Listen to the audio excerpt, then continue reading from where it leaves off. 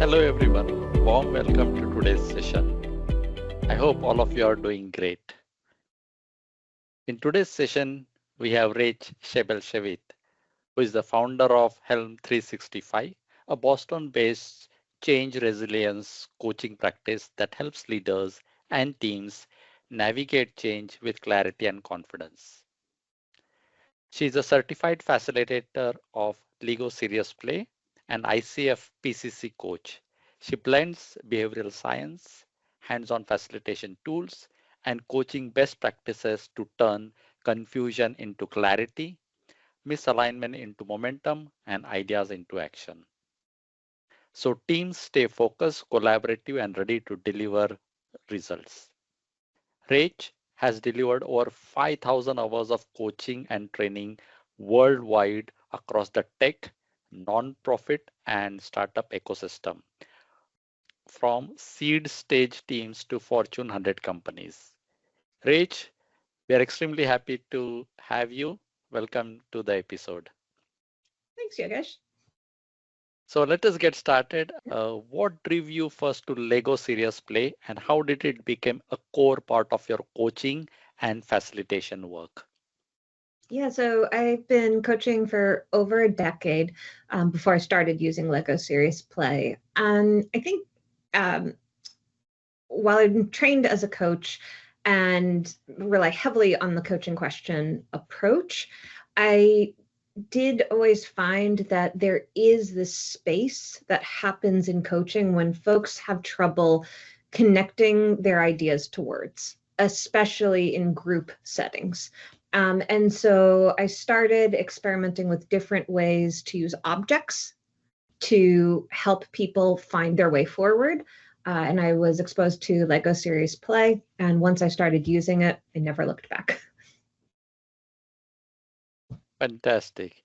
And for people who have never experienced it, how do you describe what Lego Serious Play actually does in a room that traditional workshops don't? Yeah. Well, we know from a brain-based thinking approach, we know from science and MRIs that when we think with our hands, we actually slow down. And in that process of slowing down, we actually get clearer on what we're thinking about. And when we're working with other people and need to describe what we're thinking, that ability to use objects as metaphor and explain what we're thinking becomes so much easier than when we're only provided words alone.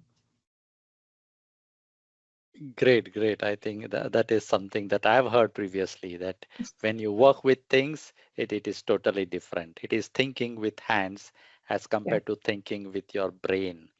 Yeah. Moving forward, what kind of challenges or leadership conversations become easier or more honest when teams think with their hands?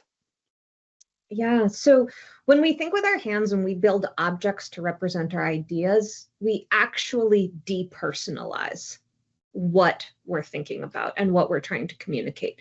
And so it's out of Gestalt psychology, we rise up above the problem, above the challenges, those interpersonal challenges, especially. And so Lego Serious Play and other hands-on thinking tools allow us to start to communicate where we ask questions and we get curious naturally about what we're seeing in each other's builds. We don't see that when we only use words or whiteboards or post-it notes. And again, those are all modalities that only use words. But when we build it with our hands, we're able to dialogue in a very different way that brings down the agita and stress and brings up the creativity and the problem solving. Thank you for that. In your sessions, you talk a lot about change resilience and hands-on thinking. How does Lego Serious Play support leaders in navigating uncertainty, stress, or misalignment? Yeah, well, it's great at all those things because when we build it, we can name it. So uncertainty, the reason why we have such difficulty with change and uncertainty is because we don't really feel like we have a grasp of what's going on. And so when we bring in tools where we get to build with our hands, We reduce the stress because people start to see possibility. In our brains, we think there's only one path. And when we build with our hands, we remember that there are many options. Most teams, when they're only using dialogue, they stop at brainstorming by idea 2 or 3. It's really hard to get those ideas out. But when we build them and we do rapid builds, we get so many ideas out on the table that we start to see possibility. So again, it helps us connect to possibility. Possibility is creative thinking, helps lower our stress and move into what psychologists call it, the moment of integration. Fantastic. Thank you for sharing that. If I may request, can you share a moment from a session where a build uncovered something words alone never would have surfaced? Yeah, absolutely. I was working with a global customer success team, and the managers and a few of the senior individual contributors came in and did a workshop with me. They were very frustrated because there was an ideal path that they wanted customers to follow, but that path wasn't happening. And so I had the different people who were in the room build the different stages of the customer journey in Lego. And we started putting them down and having them tell the story of what is the ideal versus where customers were actually going.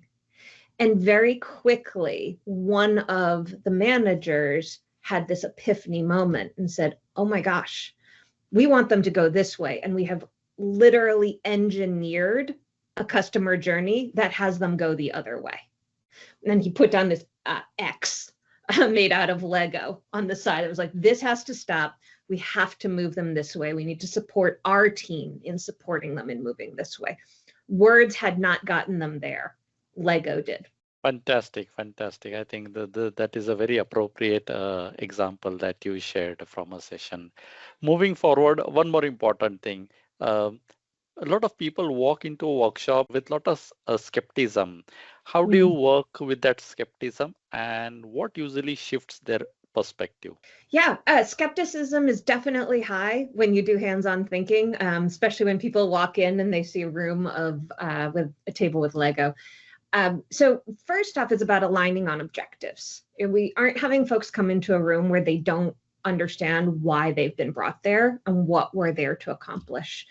And we warm them up to the process. We don't just drop people into, hey, let's immediately build your customer challenge. And so by slowly starting to warm up into the process, they start to make connections with each other. Enjoyment takes place, connection takes place, learning starts to take place, and all of that starts to roll into the lowering of the skepticism as the learning and the curiosity increases. Thank you for that. So how do you design a Lego serious play session for different audiences, say executives, educators, or cross-functional teams? Yeah, so in addition to being certified Lego Serious Play facilitator, I'm also a master certified trainer. And so I always leverage the concept of backwards planning. The idea is when we leave this room or we wrap up this multi-part workshop, what has to be different? When we can answer that, then we can start to talk about what are the gaps? What's missing? What are people not able to do today that we need them to be able to do? And looking at those as sort of the big high level gaps, surfacing them.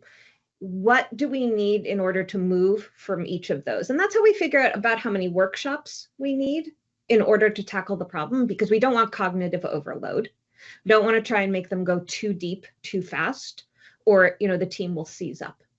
So thinking about what are those critical moments that they need to learn about, and then designing the builds for each of those experiences that is going to open up awareness, help them learn what they haven't uncovered in words alone, and what needs to shift. Are there behaviors that need to shift, and how we're going to use the builds to open up those new behavioral awarenesses.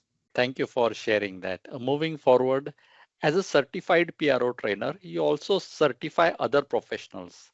What's Yeah. the biggest mindset shift people need to make in order to become effective Lego serious play facilitators?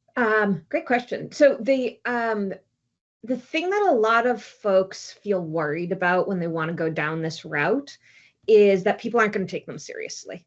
I always get asked in the beginning of my training workshops, how do you talk to people about this? How do you get over the pushback? The first thing is that if a team does not want to use Lego Serious Play, if they're truly objecting to it, then they don't actually want my process, because they're not really objecting to Lego Serious Play. They're objecting to coming together and thinking creatively. And so that's the thing that I work with folks who want to get certified is, how is this going to accompany your process to help people tap into their curiosity, to not be afraid to ask them tough questions. And to know that that is your role. When you are a Lego Serious Play facilitator, you are bringing fun, you are bringing playful thinking, but you are also bringing the ability to ask the really tough questions that no one has asked this group before. Thank you. Thank you for that. And moving forward, what I would like to ask is, where do organizations get the most long-term value from using Lego Serious Play beyond the workshop itself?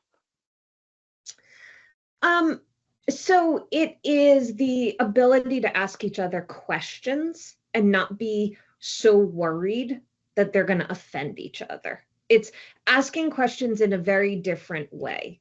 We often ask questions in a way that make people think we don't like their ideas when we're actually asking a part. And so in Lego Serious Play, you never say, hey, tell me about this flower. You say, hey, what does this green piece here represent? And when we start to ask questions that curious, we really change the way we communicate with our peers and our leaders. Great, great. I think that is one of the important things that people should not feel offended. Otherwise, they would get into a shell, and the interaction and the discussions would not happen. Moving towards the final part of this episode, if I may ask, what's that one misconception about Lego Serious Play that you wish more leaders understood? That it can only be used by people who love Lego. It can't only be used by people who love Lego. In fact, your team doesn't have to have ever touched Lego before.